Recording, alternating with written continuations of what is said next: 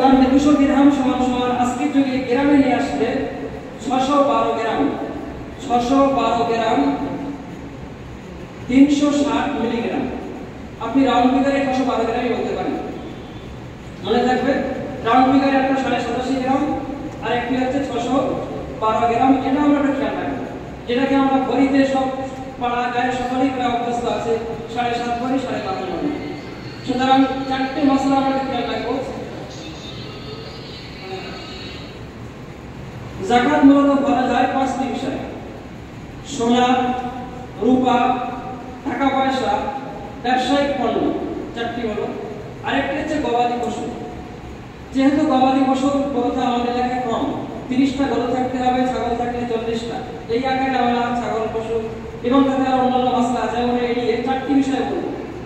যারা ইমাম সাহেব আছেন দয়া করে মসজিদে একটুভাবে বিস্তারিত আলোচনা রাখলে জাতি উপকৃত হবে। জাতি অনেকেই উদাসীন থাকার কারণে সঠিকভাবে যাকাত আদায় করে না। কোন ব্যক্তির কাছে, সিঙ্গেল ব্যক্তির কাছে যদি সম্মানী ইমাম সাহেব বুঝে রেখে যায় শুধু সোনা আছে তার একটা মশলা, শুধু রূপা থাকলে তার একটা মশলা, শুধু টাকা পয়সা থাকলে তার একটা মশলা, ব্যবসায়িক পণ্য থাকলে তার একটা, চারটে বললাম।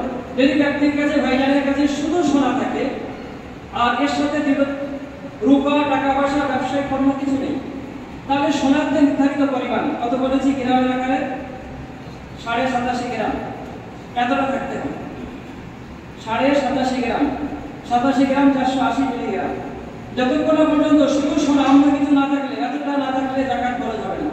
ব্যক্তির কাছে শুধু রূপা আছে, সোনা নেই, টাকা পয়সা নেই, ব্যবসায়িক পণ্য নেই, তাহলে রূপার যে নির্ধারিত পরিমাণ 612 গ্রাম 360 মিলিগ্রাম, এতটা না থাকলে যাকাত খরচ হবে না। বুঝতে পারছি? যদি ব্যক্তির কাছে শুধু টাকা পয়সা, যারা আমরা যুব সমাজ সবাই আছি, সোনা টাকা পয়সা আছে, গোটা ইয়ং সমাজ সবার কাছে টাকা পয়সা আছে, টাকা থাকলে ওই সোনার পরিমাণ 612 গ্রাম, রূপার মূল্য বর্তমান বাজার অনুযায়ী প্রায় 58,000 টাকা, 58,175 টাকা, রাউন্ড ফিগারে 58,000 টাকা থাকতে হবে। যদি ব্যবসায়িক পণ্য হয় তাহলে ব্যবসায়িক পণ্য ওই 612 গ্রাম রূপার মূল্য। আরেকবার বলছি, শুধু সোনা থাকলে, অন্য কিছু নেই, তাহলে সোনার যে নির্ধারিত পরিমাণ আছে 87.5 গ্রাম, যতক্ষণ না হবে ওই মহিলা বা পুরুষ কারোর উপরে যাকাত খরচ হবে না।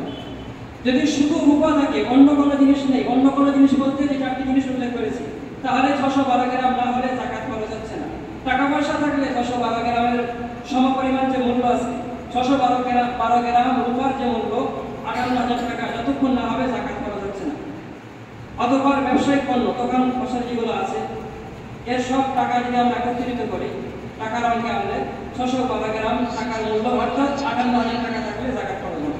আসলে এরপরে যে জটিলতা, যদি কোনো ব্যক্তির কাছে একের অধিক জিনিস থাকে, বিশেষত মহিলাদের কাছে সোনা আছে আর সাথে সাথে স্বামীর পকেট মারা টাকা কেটে থাকে, বুঝতে পারছেন? এই সোনার সাথে টাকা যখনই আপনার, যেটাকে বলা হয় মিশ্রিত, সোনার সাথে রূপো, সোনার সাথে টাকা, টাকার সাথে ব্যবসায়িক পণ্য, যখনই জয়েন্ট হয়ে যাবে দুটো জিনিস, চারটের মধ্যে দুটো, তিনটে, চারটে, যখনই জয়েন্ট হবে সব কটাকেই রূপোর পরিমাণে আসতে হবে 612 গ্রাম রূপার যে মূল্যটা আছে, অর্থাৎ 58,000 টাকা সমপরিমাণ হলে ওই মহিলাদের উপরও যাকাত খরচ। এই নিরিখে জুমার বয়ানে সকলের কাছে অনুরোধ করছি, আপনারা বয়ান রাখবেন। প্রত্যেকটা মহিলার কাছে বর্তমান যে প্রজন্ম, একটা কন্যার বিবাহ হলে স্বাভাবিকভাবে 1 লাখ টাকার তার গয়নাগাড়ি দেওয়া হয় এবং কিছু না কিছু 10 লাখ টাকা পর্যন্ত টাকা থেকেই থাকে, তাহলে এভরিওয়ান বলা যেতে পারে মহিলাদের উপরও যাকাত খরচ। বুঝতে পারছেন? সুতরাং এটাকে আমাদের একটু সমাজে সচেতন করলে মা বোনেরা, তারা অনেকে নিতে ইচ্ছুক, না জানার কারণে উদাসীন থাকে, আশা করি তারা এগিয়ে আসবে। তাহলে চারটি মশলা বললাম, শুধু সোনা থাকলে তার একটা অবস্থা, শুধু রূপা থাকলে তার নির্ধারিত যে পরিমাণ 612 গ্রাম, টাকা পয়সা থাকলে 612 গ্রাম রূপার মূল্য, ব্যবসায়িক পণ্য থাকলে সেটাও 612 গ্রাম রূপার মূল্য। যখনই মিশ্রিত হয়ে যাবে যে কোনো দুটো জিনিস, সঙ্গে সঙ্গে আমরা সোনার জগতে আর যাবো না, ওই রূপার পরিমাণে চলে আসবে, এসে 612 গ্রাম রূপার